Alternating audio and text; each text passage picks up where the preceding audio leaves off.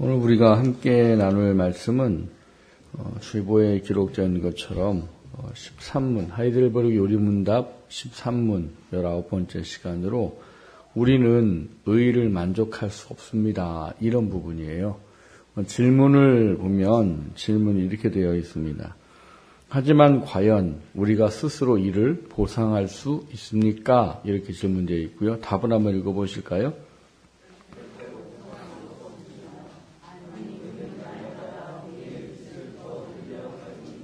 네, 우리가 지난주의 말씀에 연이어서 함께 살펴보게 되는 이야기인데요.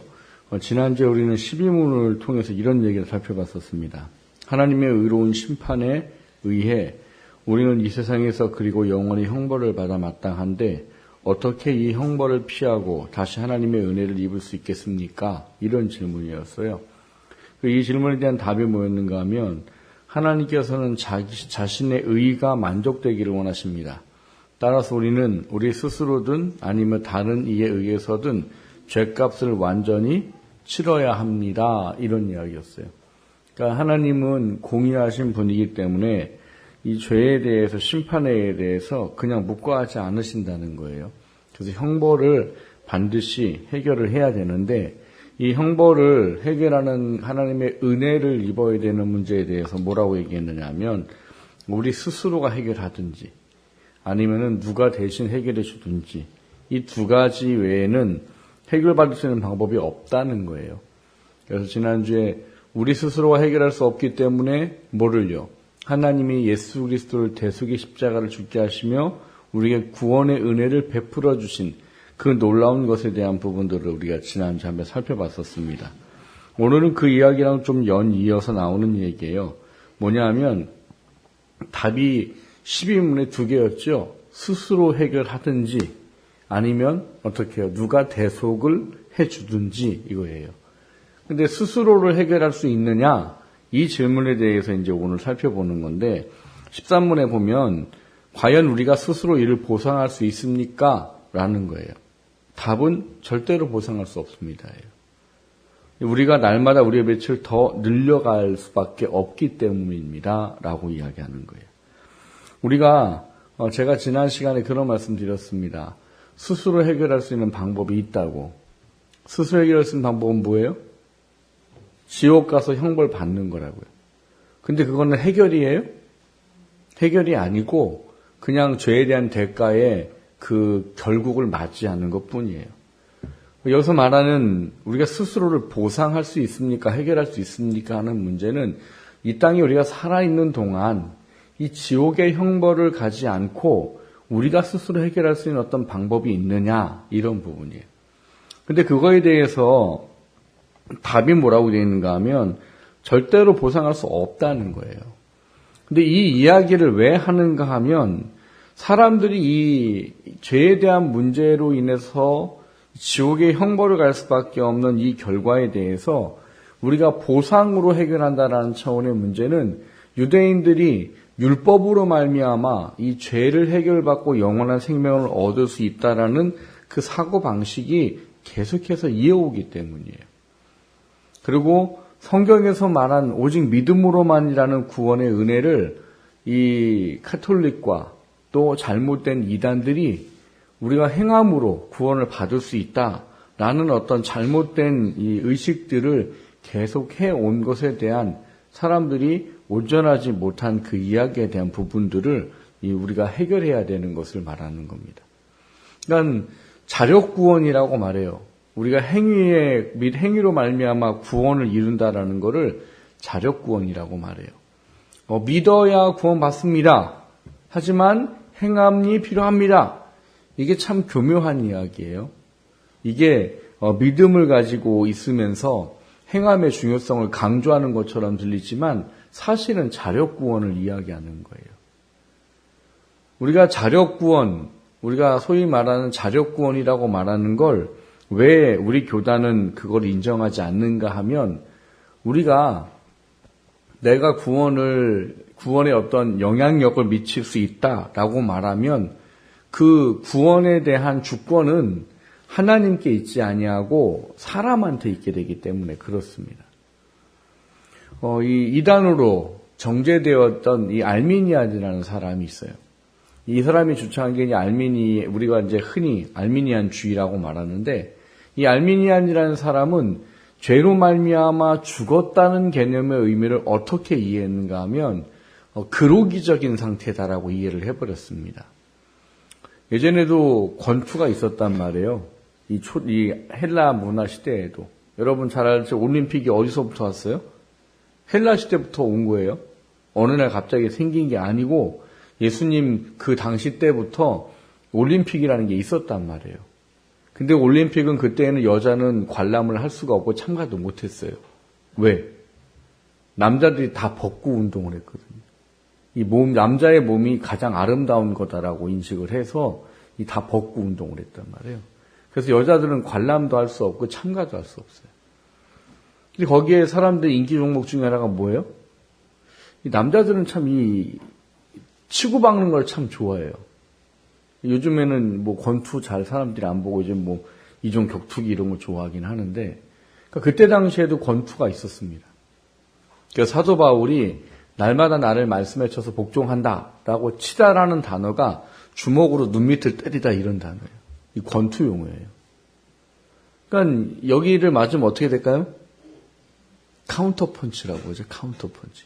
눈 밑을 맞으면 이제 뭐가 번쩍거려요? 불이 번쩍거리고 이제 해지고 가는 거예요.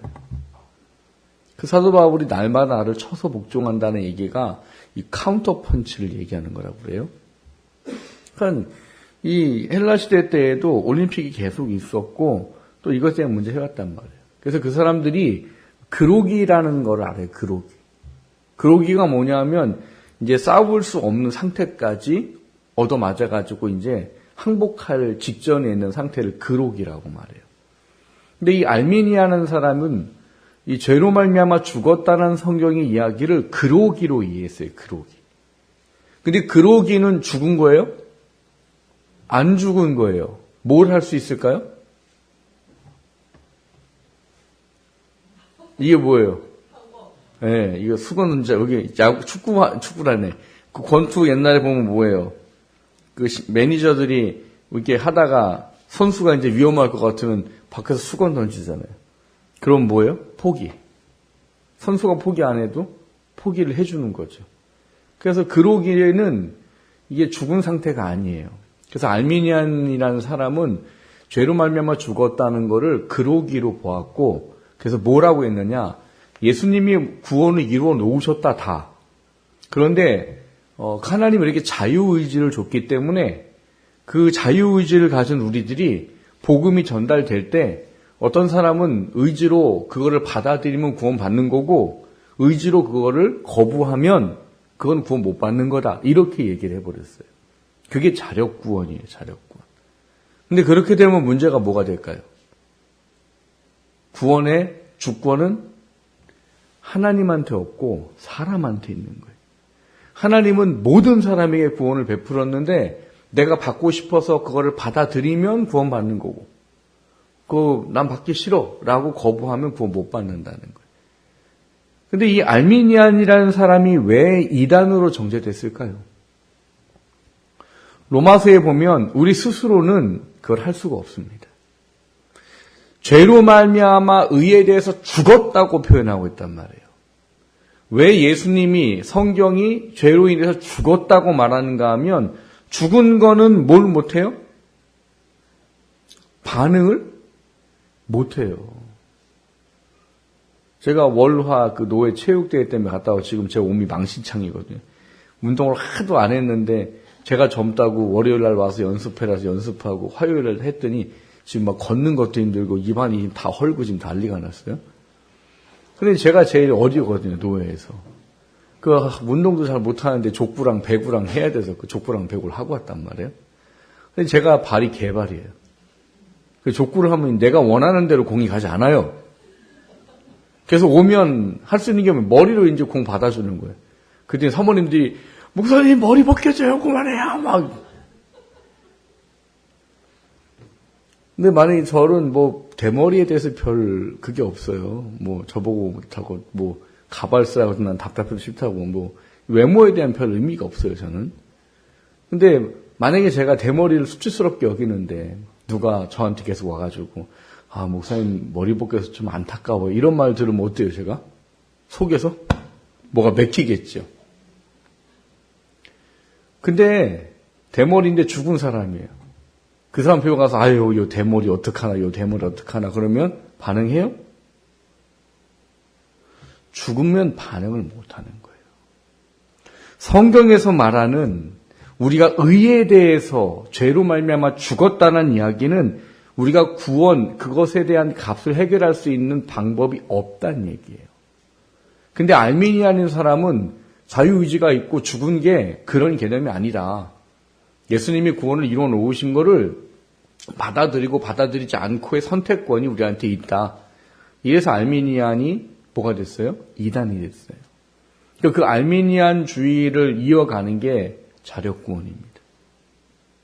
그 가운데 또 나오는 사람이 이제 펠라기우스라는 사람이에요. 펠라기우스는 더 나가서 뭐 하느냐? 원죄를 부인해버렸어요. 원죄를 부인해버리고 이 스스로 어떤 그 사람이 의로운 어떤 일을 할 수 있음에 대한 그 문제를 이제 많은 이야기를 하게 돼요. 우리가 예수님 믿고 구원받아서 뭐에 따라 살아야 돼요? 하나님 말씀대로 순종하며 살아야 되죠. 이거를 너무 강조하다 보니까 이 펠라기우스가 원죄를 부인하게 돼버렸고, 그리고 우리가 행함을 하나님이 원하는 이 의로운 삶을 계속 살면 우리가 구원을 받을 수 있다. 이런 또 주장을 해버렸어요. 그래서 펠라기우스도 뭐가 됐어요? 이단으로 정죄가 돼버렸어요. 왜 그러냐? 오늘 본문에서 이야기하고 있듯이 율법으로는 구원받을 만 하나님의 의를 만족할 수 있는 방법이 없다라고 써있기 때문이에요. 오늘날에도 캐톨릭이나 또 자력 구원을 이야기하는 교단들이 있습니다. 근데 그 사람들의 중심에 있는 이야기는 무엇인가 하면 우리가 하나님께 자유의지를 받았고 또 우리가 할 수 있다 할 수 없다의 선택권이 있기 때문에 우리가 이 구원에 관계되어져 있는 이거를 순종함으로 구원을 이루어가고 완성한다라는 잘못된 개념들을 가지고 있는 거예요. 근데 오늘 우리가 하이델베르 유리문답 이 13문에서 제시하고 있는 것처럼 우리가 과연 스스로 그 죄에 대한 대가를 다 만족하고 모든 것을 치를 수 있느냐? 이런 질문을 하고 있단 말이에요. 근데 그 질문에 대한 답이 뭐래요? 해결을 할 수 있기는 고사하고 뭐 한대요? 더 죄를 지을 뿐이다 라고 제시를 하고 있단 말인 거예요. 왜 이런 이야기를 하고 있는가 하는 문제예요. 이것은 하나님께서 우리에게 성경을 통해서 가르쳐주는 우리가 어떤 존재인지에 대한 이 증명을 이해하면 됩니다. 여러분 예수 믿고 하나님의 자녀가 됐죠? 여러분 언제의 문제를 해결을 받으셨죠? 그럼 그 이후로 여러분은 죄 안 짓고 사세요? 왜 지어요? 죄사함을 받았는데. 죄사함을 받았잖아요. 왜 죄를 져요, 근데? 네? 안 가고. 죄 져요. 근데 왜 짓냐고요, 죄를. 사람들이 착각하는 것 중에 하나가 칭의를 죄가 없어졌다는 개념의 의미로 이해하는 경우예요. 죄의 오염과 죄의 그 습성은 우리 안에 남아 있습니다. 다만 하나님이 예수 그리스도를 믿으면 그 죄를 덮으시고 죄가 없다고 인정을 해주는 것뿐이에요. 칭의인 거예요. 만약에 우리가 죄가 없다면 구원받은 이후로는 죄를 지으면 안 됩니다.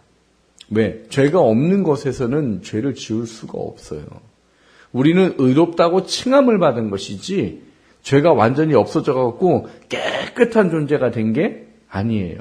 다만 하나님의 칭의의 개념이 죄가 완전히 깨끗하게 없어진 것처럼 완전하게 의인이라고 인정해주는 그 하나님의 놀라운 능력이 있는 것을 얘기하는 것이지 우리 안에 죄가 없어진 게 아니란 말이에요. 우리는 죄를 그래서 지어요. 그래서 하나님이 성경에 보면 의에 대한 여러 가지 이야기를 말할 때 늘 우리한테 하나님께서 하시는 말씀이 뭐냐?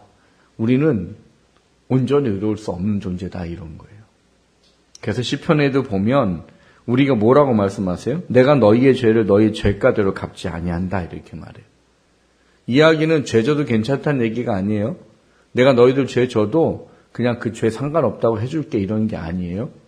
뭐 하는 거예요? 참고 인내하고 기다리시겠다는 얘기예요. 뭘 하도록? 회개하도록. 근데 왜 그렇게 하신다고 그래요? 너희의 체질이 먼지임을 알기 때문이다라고 돼 있어요. 옛날 개혁 성경에는 뭐라고 돼 있어요? 너희 체질이 흙인 줄을 알고라고 되어 있어요. 이 이야기가 이제 원문에 가깝게 재해석을 하다 보니까 개역개정 성경에는 바로 이제 번역을 했어요. 먼지로. 그 충청도 사람들은 잘 이해하는 단어 있다고 그랬잖아요. 뭐요? 탑세기. 네. 서울 사람들은 몰라요? 타 지역 분들은 몰라요? 탑세기. 제가 그걸 깨달았어요. 이 좋은 집에 사는 것과 나쁜 집에 사는 차이를 알았어요. 저희가 이 장판 집에 살 때는 탑세기를 잘 못 봤어요. 근데 새 아파트 가니까 바닥이 뭐예요? 나무잖아요. 얘네들은 먼지를 흡착을 안 하나 봐요. 그래서 이게 집에 보면 항상 막 둥글둥글 둘러가는 먼지가 있어요. 장판집에 살면 그거 없습니다. 그래서 제가 알았어요. 아, 이게 또 이런 또. 근데 그게 충청도 사람들이 말하는 탑색이에요. 둥글둥글 그냥 굴러다니는 먼지. 하나님이 우리를 지을 때 저는 예전에 어렸을 때 성경을 읽을 때 우리를 흙으로 지었다고 해서 저 혼자 생각할 때 그랬어요. 참 좋은 흙으로. 곱고 양질의 흙으로. 왜? 우리를 사랑해서 만드셨으니까. 그래서 참 좋고 양질의 흙을 가지고 정성스럽게 빚어가지고 우리를 만들었겠구나라고 생각을 했어요. 근데 목사가 돼서 성경을 보니까 그게 아니더라는 거죠. 뭐 보잘것없는 것을 가지고 우리를 존귀하게 지으셨다는 거예요. 정말 보잘것없는 걸 가지고 그 먼지 구덩이 같은 거를 가지고 우리를 하나님 빚으셔서 사람을 만들고 영을 불어넣어 생영이 되도록 하셨다는 거예요. 그래서 하나님이 우리를 이 만들어 놓으시고 늘 생각하시는 게 뭐예요? 그래, 니들이 내가 원하는 걸 할 수 없는 존재지. 이거를 늘 기억하신다는 거예요. 그래서 하나님이 하나님의 그 율법과 그 말씀의 모든 그 의로운 것에 대한 것대로 행하지 않는 것대로 만약에 그를 처리한다면 내일 우리는 아무도 만날 수가 없다는 거예요. 왜요? 우리는 하나님의 의를 우리의 인간의 능력으로 만족하는 모든 것을 행할 힘이 없다는 것을 하나님이 알고 계셔서 인내하고 참기 때문에 우리가 매일매일을 지금 생명을 연장받고 살아가고 있는 거죠. 만약에 우리가 죄 지은 것 때문에 하나님이 다 처리를 하시면 아마 오늘 저녁에도 못 볼 수 있을 거예요. 내일 아침에도 못 볼 수 있을 거란 말이에요. 그게 하나님이 우리에게 말하는 거예요. 그러니까 이 하이델베르그 요리문답 13문에서 우리에게 제시하고 있는 건 살아있는 동안 우리가 인간의 힘과 인간의 노력으로는 하나님의 이 죄에 대한 대가인 지옥의 형벌로부터 죄의 값을 치르고 이걸 해결할 수 있는 방법은 없다예요. 그래서 오늘 본문에 보면은 20절에 그런 말 하는 겁니다. 율법의 행위로 그의 앞에 의롭다 하심을 얻을 육체가 없나니 라고 명확하게 제시를 하고 계셔요. 그리고 율법의 기능을 얘기하시죠. 율법은 사실은 구원을 얻도록 주신 게 아니고 뭘 위해 주셨대요? 죄를 깨닫도록 하기 위해 주셨다는 거예요. 근데 그게 왜 주셨느냐? 아, 내가 죄인이구나라는 걸 깨닫고 하나님 외에는 해결 방법이 없구나라는 거를 알도록 하기 위해서 율법을 주셨다는 거예요. 그래서 구약의 제사제도든 구약의 율법의 모든 것도 우리가 사람이 잘못 이해하고 있는 거란 말이에요. 내가 죄 지은 거 제사 지내고 내가 죄사함 받으면 되는 거구나. 그럼 내가 영원의 구원에 이르는 거구나. 이렇게 잘못 이해했단 말인 거예요. 율법의 기능은 원래 뭐래요? 죄를 지었으면 하나님 외에는 해결받을 수 없는 거구나. 이거를 깨닫게 하는 게 본질이란 말인 거예요. 그래서 율법으로는 죄를 깨닫게 하는 것이지 율법을 행했다고 해서 구원받을 수 있는 게 아니다라고 말해요. 그게 오늘 13문에서 우리에게 제시하고 있는 가장 중요한 이야기입니다.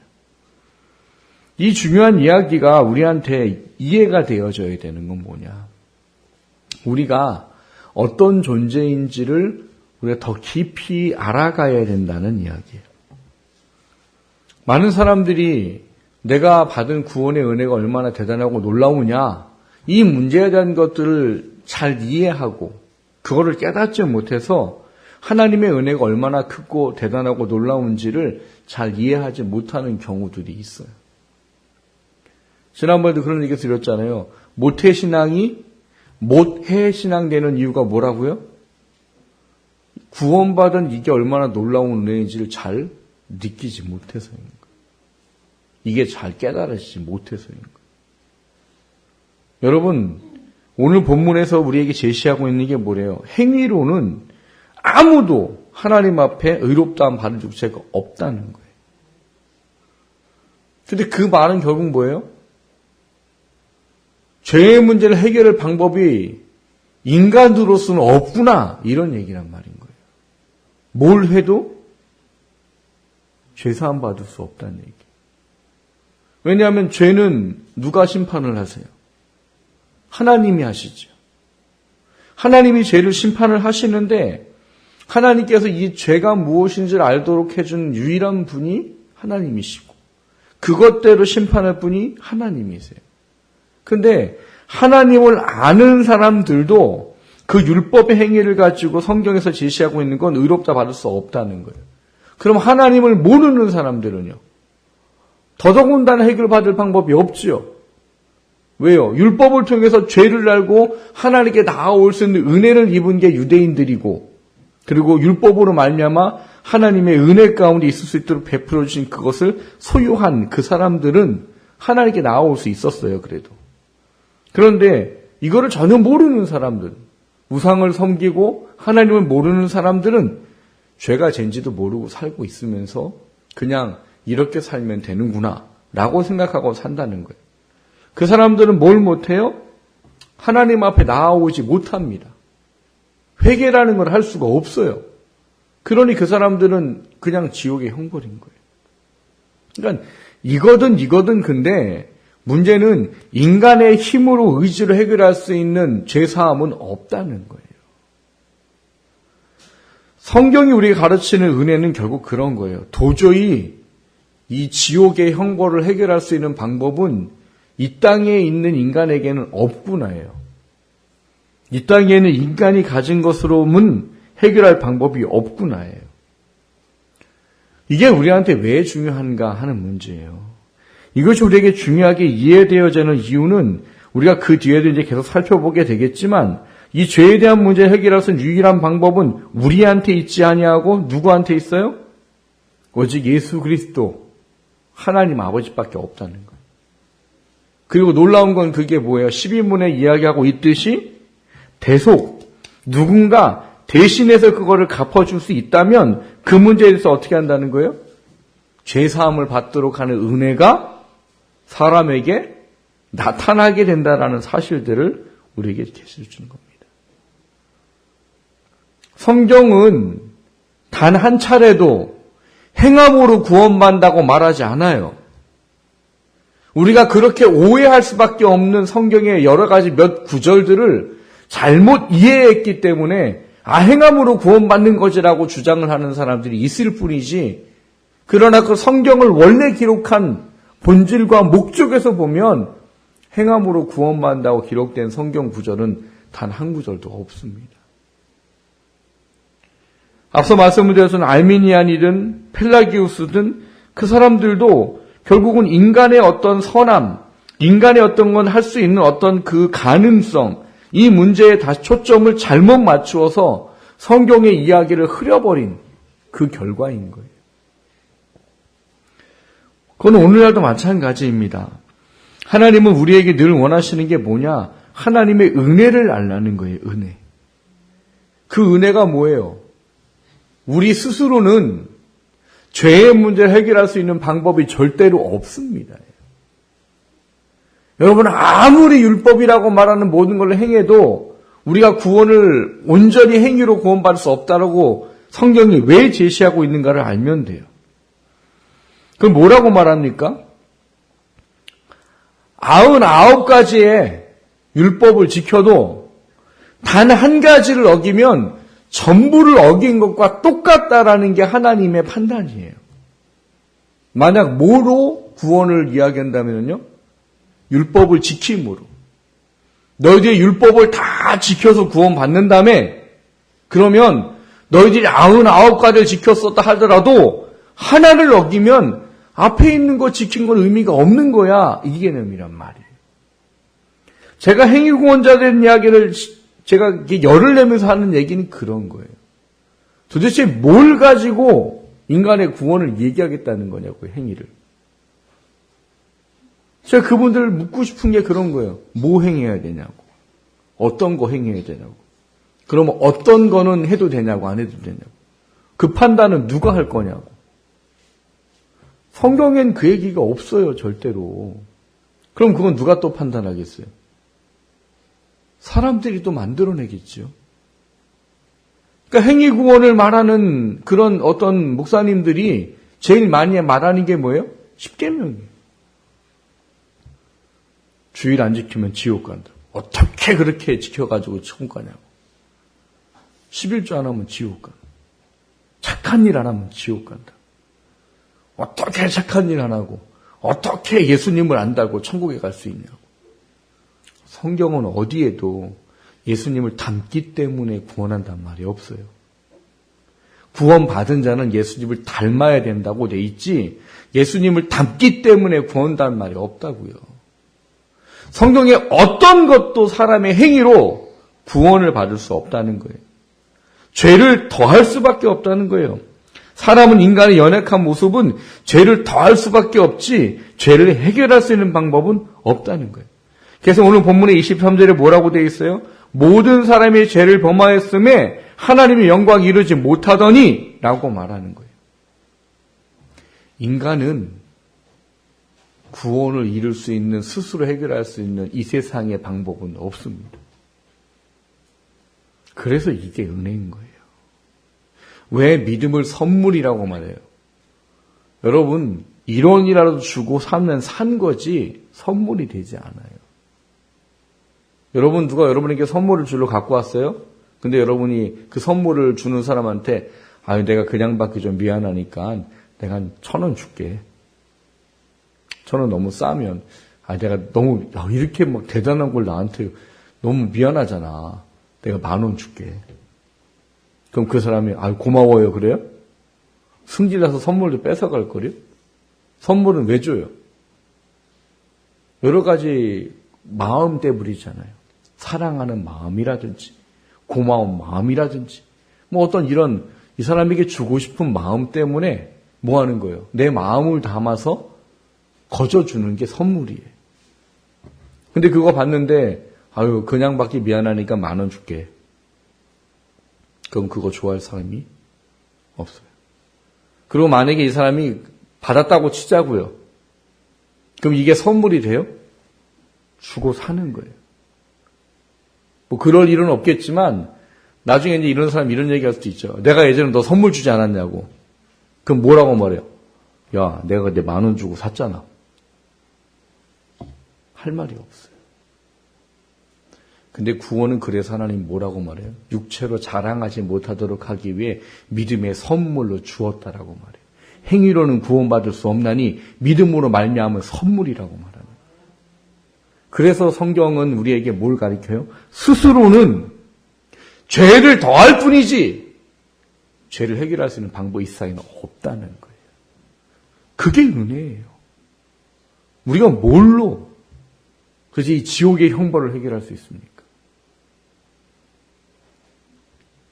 그렇기 때문에 우리에게 중요한 건 뭐예요? 그 이후로부터 계속 나와지게 될 은혜예요. 은혜. 오늘 본문에도 그 이야기를 하고 있죠.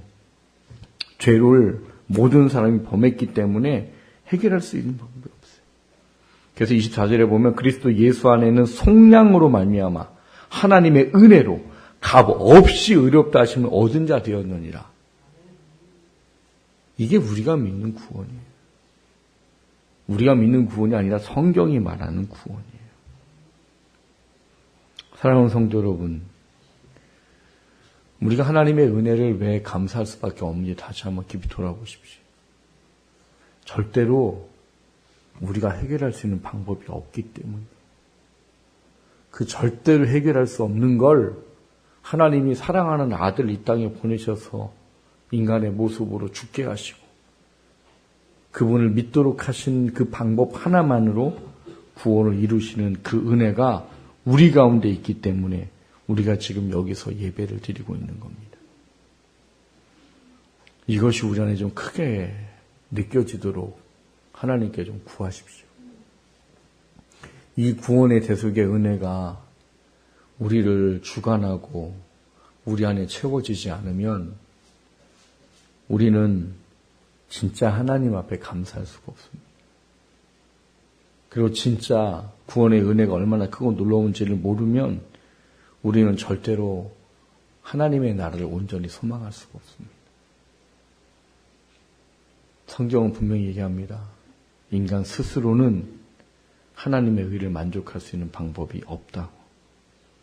그게 우리에게 얼마나 큰 은혜인지를 다시 한번 묵상하시고 그 가운데서 구원하신 은혜를 더 깊이 감사할 수 있는 우리가 될 수 있기를 주님의 이름으로 축원합니다.